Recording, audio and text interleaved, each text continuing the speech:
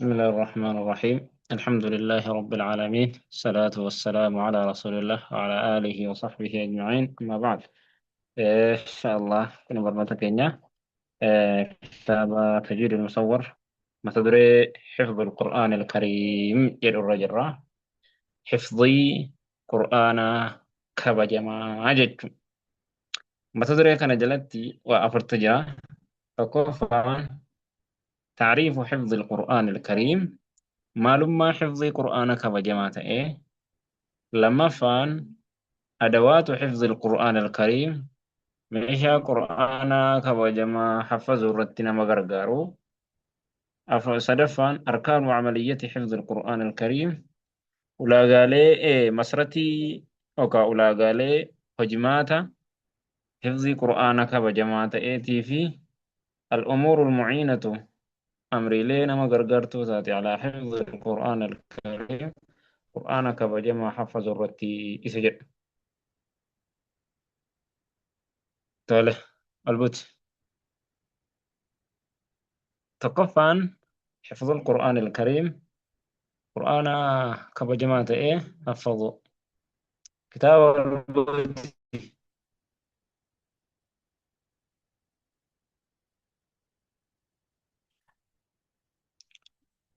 هو حفظ القرآن الكريم جتون قرآن حفظوا عملية الترجمات وهي إدخال النص القرآني سيرة بإحدى رواياته تكو أكاتا إتي قرآن أوديسانوتين التلفظية kan dubbatuutiin tokkoo odeessuu isaa kan dubbatuutiin ila dhaakirati. Huwa amaliyatu qur'aana hifzii qur'aanaa jechuun hojimaata idkhaalii naquuti النص القرآني سير قرآنه بإحدى رواياته تكو رواية إساتين التلفظية كان دبيدا تكو رواية قرآنا كان دبتن توتات. روايان كوني حفص جرا ورشي جرا قالون تجرا سوسي جرا كسائي يدودا قراء عشرات جرا 17 هدو تجرا مدي تكو رواية إسات الرا تكوني قرآنا نقولا إلى الذاكرة العميقة جرا سري نما قد فقوت هادتي قلفتشوتو حفظي جدما جدشو أي قلبتي. حفظ القرآن الكريم للإنسان المناماتيف نوعان قسلامة جرج من الذاكرة سري يوكا سمورة قسلامة جرا المناماتيف يوكي كتاب والفوزي يوكي الرابي أبان بيكو لاباس. للإنسان المناماتيف نوعان قسلامة جرا من الذاكرة سري الرا يوكا هو سمورة جج tokkoffaan injirtuu bira wal baafadhaa abbaan irra kaa'uu beektan ani kitaaba qaba. Tokkoffaan zaakiratun qariibatun zaakiraa as dhihoo taate yookaan sammuu as dhihoo taate lihaajaatihi lyawmiyyati haa'ijaa isaa kan guyyaa guyyaa tiratu. للإنسان المناماتيف نوعان قسلمة تجرى من الذاكرة ذاكرة الرا يوكا هو سمو الرا قسلمة تجرى المنامة كن سمو قسلمة قبا. تقفان ذاكرة قريبة ذاكرة يوكا هو سمو أسئهو تاتي وهي سمو أسئهو وهي كانوا مقابيتو مقديسو إني ثم لفتا لحاجات اليومية الإمسا كان قويا قويا لأن الردفوف وما شابه ذلك waan sana fakkaatu jechuudha. Waan sana fakkaatu dhimma isaa kan guyyaa guyyaarraa dhuftu wama guyyaa kana keessatti fayyadamu wama akkasiitiif taate. وتدخل نسنتي المعلومات odeeffannoon إليها gama isiidha أولا jalqaba irratti odeeffannoon gara isiidhaa seenti zaakiraa yookaan sammuu isii as dhihoo taate kanaaf seenti.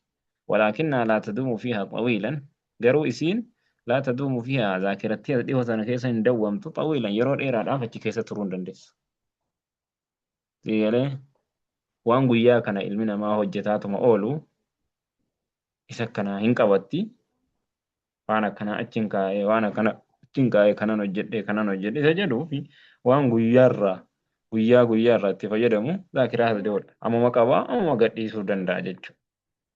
Lammaffaan zaakiratun camiiqa sammuu fagoo wahii tadkhulu ilayha almacluumaat odeeffannooleen garaagaraa isiin seenti min adzaakirati ذاكرة تاتي سنة الراي أجسنتي بسبب الاهتمال والتكرار سببا اتياد أوتي في اتددي بأوتين وتدوم مع الإنسان طويلا يرو إيرانا ما وجن دومتي ذاكراسين أجي فقو جت سمية أدوات حفظ القرآن الكريم ميشا قرآن التين حفظا تقفان النظر بالعين إجان إلالو ijumaan ilaaltee dubbistee irra deddeebitee ijaan laalta.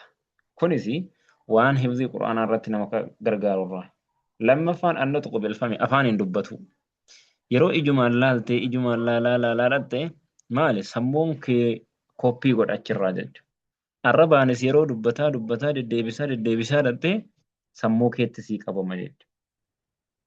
Sadaffaan as-samaacu bil-udhun gurraan dhaggeeffatu gurraan ituu dhaggeeffattu gurraan osuma dhaggeeffattu waa hedduu namni fakkeenyaaf ijumaan ilaalee gariin ijaan laaleetuma koppii godhatee haffasa gariin afaan isuma dubbistuutuma sammuun keessii qabatuma irra deddeebitu sadaffaan asmaa bil'uudhan gurraan dhaggeeffatu hedduudha namni qur'aana gurrumaan osoo dhaggeeffatu imaamumarraa bakkuma salaatumurraa namuma qara'urraa osoo dhaggeeffatu haffazoo hedduudha.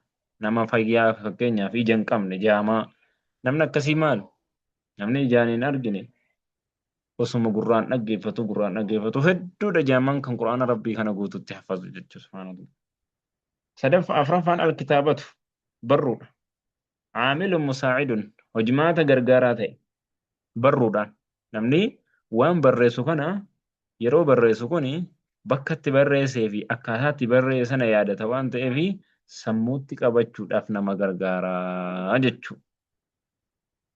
Inni kun kan arkaanu amaliyyati hifdhi alqur'aan alkariim seera hojimaata hifdhi qur'aanaa kabajamaa ta'eef nama gargaaru jechuudha.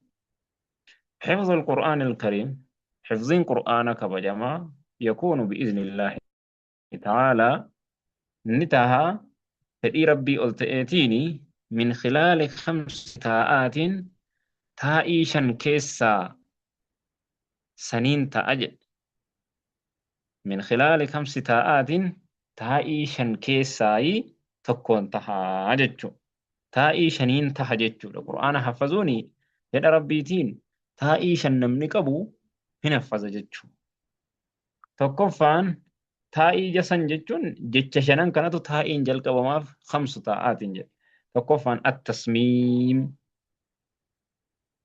أي الإرادة ججو فدو إذا فدي قباتو طيفنا اتقباتو إذا كان التصميم ججون اتيادئو أي الإرادة ججون فدي اتقباتو حفظي كناف يو فدي اتقبات وان تقو isuu fedhii ittiin qabaanne takraara godhaa deddeebisaa yoo oolte yoo fedhii ittiin qabaanne qalbii keetiin itti yaaduu hin qabaanne waasii qabuu hin danda'u. Hifzii quraanaatiif jalqaba irratti fedhuudha. Siigalee itti hawwuudha. Hawwii qabaattee itti feetee itti niyyattee murannoo itti qabaannaani bi'iznillaahi ta'aalaa itti gahama. Lammaffaan at-tadarruu ila Allah gama rabbiidhaa deebi'uu. Addu'aa du'aa'ii kadhatu gama rabbii deebitee rabbiif gadi godhattee rabbiif xiqqaattee rabbii kee kadhattee kanaan itti geessa. Sadaffaan at-tarkiiz xiyyeeffatu yeroo haffaztu kanas itti xiyyeeffattee yeroo kennitee fi murannootti qabaattee yeroo kee kennitee fi humna keetti kennitee fi waa hunda irraa biizii taatee xiyyeeffannaatti qabaatudha. Afraffaan at-takraaru deddeebiidha. Itti dhima deddeebite. Tuma deddeebite. Shanaffaan at-tahaahudu tottoofatudha. Al-muraaja'atu jechuudha. Muraaja'aa deddeebitee qaraatu muraajaa keessa deddeebi'uu jechuu galgala isa jedhan. Ittuma deddeebita har'a fixxu, ittuma deebita har'a fixxa, ittuma deddeebita har'a fixxa, ittuma deddeebita. Hifziin quraana kabajamaa haala kanaan ta'uu danda'a jedha. Insha Allah. صفحات قوافا فيه الأمور المعينة على حفظ القرآن الكريم كجل قفتها فيه سنة إن شاء الله برغري فتنة. هذا وصلى اللهم وسلم وبارك على محمد وعلى آله وصحبه أجمعين.